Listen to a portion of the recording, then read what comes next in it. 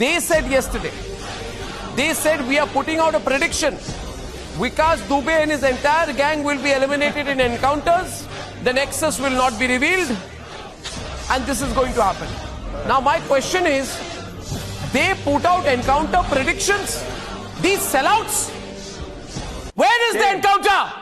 Where is the encounter today? Tell me. Shame on these people. They call themselves media. अरे नहीं, इनकी वजह से एनकाउंटर नहीं हुआ है। इन भाई साहब की आदत है एक्साइटमेंट में कुछ भी बोल जाना, बाद में मुंह छुपाना पड़ता है। तो इनके लिए कोई नई बात नहीं है।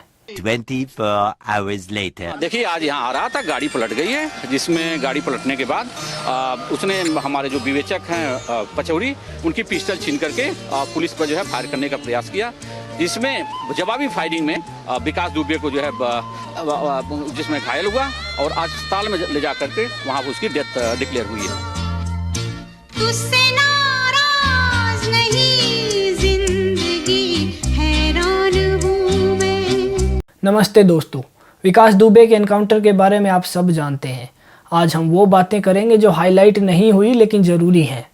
पहली बात तो ये कि इस केस पे सवाल तो उठने ही थे।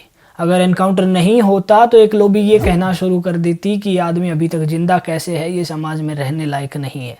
अगर एनकाउंटर हो गया तो शायद दूसरी लॉबी ने यह कहना शुरू कर दिया कि उसे मारा क्यों गया। एनकाउंटर पे सवाल उठने लगे। सोशल मीडिया पे दोनों तरह के लोग हैं। हम इन बातों पे टाइम वेस्ट नहीं करेंगे, हम सिर्फ काम की बात करेंगे। पहली और जो सबसे ज़रूरी बात है वो ये कि बहुत सारे लोग ये कह रहे हैं कि टीयूवी काफिले में थी ही नहीं। अगर वो गाड़ी काफिले में थी ही नहीं तो वो पलटी कैसे? इस पूरे मुद्दे पे हम बाद में आएंगे। पहले उससे परिवार से जुड़ी कुछ बातें करते हैं जो शायद बहुत ज़रूरी हैं लेकिन इग्नोर की जा रही हैं। बताया गया कि उसकी बीवी ने एनकाउंटर की तारीफ़ की है। क्या आपको इसमें राजनीति की बू नहीं आ रही है? अगर उसे ये आदमी इतना ही नापसंद था तो इतने सालों तक उसके साथ कैसे रही? इस आदमी ने अपनी बहन की ज़मीन तक हड़प ली, क्या उसे तब भी नहीं समझ आया था कि ये बुरा आदमी है? आज जो लोग दुहाई दे रहे हैं कि उसके माँ बाप तो अच्छे आदमी हैं, उससे नफरत करते हैं, उसके लास्ट रिचुअल्स पे भी नहीं आए, क्या वो इस बात का क्लैरिफिकेशन देंगे कि उसके बूढ़े पिता ने पुलिस को मिसगाइड क्यों किया? जब वो भाग रहा था तो उसकी गलत लोकेशन क्यों बताई पुलिस को? अगर वो उसे बचाना नहीं चाहते थे तो उसका सही ठिकाना क्यों नहीं दिया? क्या आपको नहीं लगता कि यहाँ पे कुछ गड़बड़ है? क्या आपको नहीं लगता कि ये सब नाटक इसलिए हो रहा है ताकि उन्हें सजा ना हो? अब आगे बात करें तो कितने लोगों का एनकाउंटर हुआ है इन दिनों। अब ये मत कहना कि पुलिस गुस्से में थी, पुलिस इमोशंस पे नहीं कानून पे काम करती है। और अगर उसे भागना ही था, उसे मरना ही था तो उसने सरेंडर क्यों किया? अब अगर एनकाउंटर की बात करें तो इमोशनल ग्राउंड्स पे आप उसे सही ठहरा सकते हैं, लेकिन एक जुडिशरी नाम की बॉडी है हमारे पास। इन्वेस्टिगेशन इसलिए की जाती है ताकि क्राइम की जड़ तक पहुंचा जा सके और उसकी पूरी चेन को ख़त्म किया जा सके। वरना हमें कोर्ट बनाने की, रूल्स एंड रेगुलेशन बनाने की ज़रूरत ही क्या थी? अब ये मत कहिएगा कि लूप होल्स हैं, बच के चले जाते हैं। अगर लूप होल्स हैं तो अपनी सरकार से डिमांड कीजिए कि उन्हें ख़त्म किया जाए, लेकिन वो डिमांड हम शायद कभी नहीं करेंगे। अगर लूप होल हैं तो नए कानून बनाए जाएं, जो कमियां हैं उनको दूर की जाएं, ना कि गलत रास्ते अपनाए जाएं। अगर आपको इतना भरोसा है अपनी सरकार पे तो उनसे डिमांड कीजिए कि ये सारे लूप होल्स ख़त्म किए जाएं, कि जब भी कोई क्रिमिनल पकड़ा जाए ये ना देखा जाए क्या वो किसी पार्टी से ताल्लुक़ रखता है या वो पैसे वाला है, उसकी सज़ा सुनिश्चित की जा सके। ऐसे कानून बनाने की मांग हम कब करेंगे? लेकिन शायद ये हम कभी नहीं करेंगे। कभी पुलिस को गाली देते रहेंगे, कभी अपराधी को गाली देते रहेंगे, लेकिन सही मांग नहीं करेंगे। ये कलेक्टिव फेलियर है पुलिस का, जुडिशरी का, सिस्टम का और हमारा यानी जनता का। ये हमारा भी फेलियर है क्योंकि हम ये डिमांड करने में हमेशा नाकाम रहते हैं कि एक मजबूत कानून बनाया जाए। क्यों हम लूप होल्स के नाम पे रोते रहते हैं लेकिन उन्हें ख़त्म करने की बात नहीं करते? क्यों आज हम एक जुडिशियल किलिंग को सेलिब्रेट करने पे मजबूर हो गए हैं? अगर इन सवालों का आप जवाब ढूंढने निकलेंगे तो जवाब तो नहीं मिलेगा, लेकिन ये ज़रूर तय हो जाएगा आपके दिमाग में कि एनकाउंटर कभी सोल्यूशन नहीं हो सकता। यहाँ मैं ये नहीं कह रहा हूँ कि ऐसे आदमियों को समाज में रहना चाहिए। ऐसे आदमियों को बेशक समाज से बाहर किया जाना चाहिए, उन्हें फांसी दी जानी चाहिए, लेकिन कानून के तहत। मौत उसमें भी होती है लेकिन तरीके से होती है, और जो केस होता है वो शायद सोल्व हो जाए। अब आप बात करोगे कि जब केस होता है तो बहुत बड़ा टाइम लगता है, बहुत लंबा टाइम खिंच जाता है, तो यहाँ भी हमारी ही गलती है। हम अपनी सरकार से डिमांड क्यों नहीं करते कि जो जजेस की इतनी सीट खाली पड़ी हैं, इतनी पोस्ट खाली पड़ी हैं, उन्हें भरा जाए। वो भर्तियां की जाएं, ताकि अगर हर जज अपने काम पे नियुक्त होगा, जजों की गिनती पूरी होगी, तो शायद केस पे टाइम इतना नहीं लगेगा, जल्दी फैसला आएगा, जल्दी सजा होगी और हमें ऐसी जुडिशियल किलिंग सेलिब्रेट नहीं करनी पड़ेगी। पॉलिटिक्स की बात करें तो 2 वीडियो वायरल हुई हैं, एक 2006 की बताई जा रही है, एक 2017 की, जिसमें विकास दुबे ने साफ साफ अपने पॉलिटिकल कनेक्शंस के बारे में बात की है, जिसमें बीजेपी के एमएलए का भी नाम लिया है, लेकिन उन्होंने साफ साफ मना कर दिया है कि हमारा इससे कोई लेना देना नहीं है। अगर आप लोगों का लेना देना नहीं था तो क्यों आप लोग 8 पुलिस वालों के शहीद होने का वेट कर रहे थे? क्यों आप लोगों ने इस पे कड़ी कार्रवाई पहले नहीं की? एक और अपडेट ये है कि खुद एक मंत्री ने उसे कहा था कि वो उसे एनकाउंटर से बचा लेगा अगर वो सरेंडर कर दे। दूसरे राज्य में जाके सरेंडर करने का आइडिया भी मंत्री ने ही दिया था उसे। ये ऐसी चीज़ें हैं जो बहुत सारे सवाल खड़े करती हैं, लेकिन इस एनकाउंटर के साथ शायद ये सारी चीज़ें दबा दी गई हैं। लेकिन आप लोगों को इस केस पे नज़र बनाए रखनी होगी, बहुत सारी बातें अभी भी निकल सकती हैं। अब अगर विपक्ष की बात करें तो अखिलेश यादव ने सवाल उठाए हैं कि कॉल रिकॉर्डिंग निकाली जाए, सबकी पोल खुल जाएगी। ये सवाल सही है, जायज़ है, लेकिन अखिलेश यादव से भी मेरा एक सवाल है कि यादव जी, जब आप सरकार में थे ये तब भी अपराधी था, तब आपने इसके ऊपर क्या कार्रवाई की? क्या आप वो पब्लिक को बताएंगे? इसका मतलब ये नहीं है कि आप सवाल करना बंद कर दें, लेकिन मैं आपको पूरा सही तब मानूंगा जब यही सवाल आप 10-15 दिन बाद भी करते रहेंगे। मैं आपको सही तब मानूंगा जब ये सवाल आपके सिर्फ मीडिया में बाइट देने के लिए नहीं होंगे, बल्कि काम करने के लिए होंगे। क्योंकि बहुत सारे केस हमने देखे हैं, जब करंट क्राइम होता है तो आप जैसे नेता सवाल उठाने आ जाते हैं, लेकिन उसके थोड़े से दिन बाद सब भुला दिया जाता है। कुछ नेता सीबीआई जांच की भी बात कर रहे हैं, इसमें सबसे ज़्यादा कांग्रेसी नेता हैं। उनका कहना सही भी है, गलत भी है। गलत इसलिए कहा जा सकता है कि अपराधियों पे टाइम वेस्ट करना जायज़ नहीं है शायद, लेकिन सही इसलिए कहा जा सकता है कि ऐसे केस में लगातार जो एनकाउंटर हुए हैं उनके पीछे हाथ किसका है, क्या इसके पीछे कोई राजनीतिक मंशा है, ये पता लगाया जा सके। लेकिन मुझे नहीं लगता ये होगा, क्योंकि अगर उसके राजनीतिक कनेक्शन थे तो उसके सबसे थे, वरना इतने लंबे टाइम तक बचे रहना कोई आसान काम नहीं है। पुलिस की बात करें तो पुलिस की भूमिका पे भी इसमें बहुत सारे सवाल हैं जिनके जवाब नहीं मिलते हैं।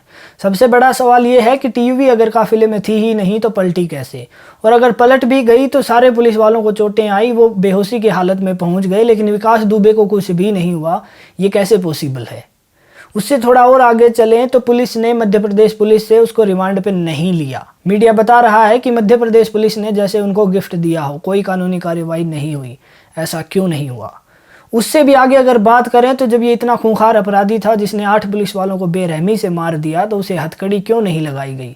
उसके ऊपर इतना भरोसा कैसे दिखाया गया? उससे इतना भाईचारा कैसे किया गया? और फिर गाड़ी पलटने पे उसने बंदूक छीन ली, सारे पुलिस वाले बेहोश हो गए, बस एक दुबे ही शक्तिमान निकला। उससे भी अगर आगे चलें तो जो मीडिया की कार काफिले को फॉलो कर रही थी उसे रोका क्यों गया? बैरिकेड्स क्यों लगाए गए? ट्रैफिक क्यों रोका गया? और उस ट्रैफिक के रोकने के 20 मिनट बाद ही खबर आई कि एनकाउंटर हो गया है। क्या यहाँ पे आपको कोई ग्लिच नज़र नहीं आता है? अब सिर्फ सवाल से काम नहीं चलेगा। अगर पुलिस निकम्मी है तो हमें ये पता लगाना होगा कि पुलिस निकम्मी क्यों है, उनके पास किस चीज़ की कमी है, वो कहाँ मार खा रहे हैं। इस पे भी हमें अपनी सरकार से डिमांड करनी होगी कि इस पे काम किया जाए, पुलिस फोर्स की जो कमी है उसे पूरा किया जाए। पुलिस डिपार्टमेंट जिन प्रॉब्लम से जूझ रहा है उन्हें सोल्व करने की बात की जाए, लेकिन शायद हम लोग ये काम नहीं करेंगे। एक दिन हम इन्हें हीरो बता देंगे, दूसरे दिन हम इन्हें गाली दे देंगे और बात खत्म कर देंगे। अब अगर मीडिया की बात करें तो ये लोग मेरे फेवरेट हैं।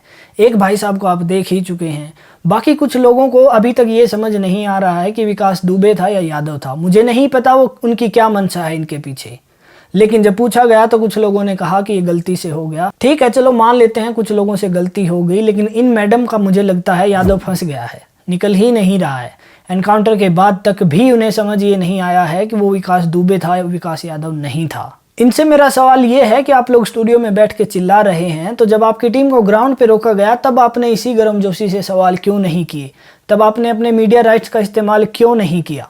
शायद आप कर लेते तो ये एनकाउंटर ना होता, और अगर हो भी जाता तो पूरी स्टोरी क्लियर जनता के सामने होती। लेकिन आजकल आप लोगों को देख के लगता है कि आपकी आवाज़ स्टूडियो के बाहर बिल्कुल गायब हो जाती है, आपकी आवाज़ कहीं भी नहीं खुलती है स्टूडियो के अलावा। मेरा कंक्लूजन इस केस में ये है दोस्तों कि ये पॉलिटिकल केस है और इस पे पॉलिटिक्स ही हो रही है।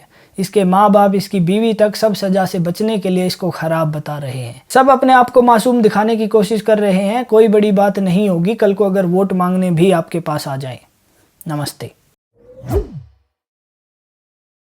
विकास दुबे एनकाउंटर में मारा गया, कल उसको लिया गया था। अब आपको क्या लग रहा है कि आप लोग को न्याय मिला है या जो पुलिसकर्मी है केवल अभी न्याय का एक इतना सा हिस्सा मिला है कि अब हम अपने परिजन का जो अंतिम क्रियाकर्म कर रहे हैं, अभी उनको पिंडदान होना है, शुद्धता दशगात्र इत्यादि, वो करते हुए हमें संतुष्टि रहेगी कि कम से कम उनका हत्यारा जीवित नहीं है, वो भी अपने अंजाम तक पहुंचा है। लेकिन जहाँ तक व्यवस्था करते हैं तो हम सन्यासी लोग हैं, हम केवल एक आदमी अपने सुख दुख पे केंद्रित नहीं रहते।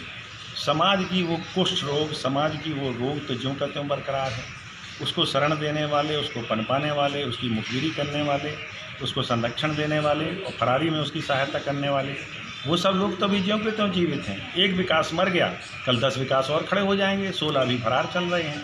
मान लीजिए उनको भी ढूंढ के पकड़ लिया, तो अप्रत्यक्ष रूप से पर्दे के पीछे जो नेतागण चुनाव में इनकी मदद लेते हैं, जो अन्य लोग जो इनकी सहायता लेते हैं, इस तरह से ये पनपते हैं।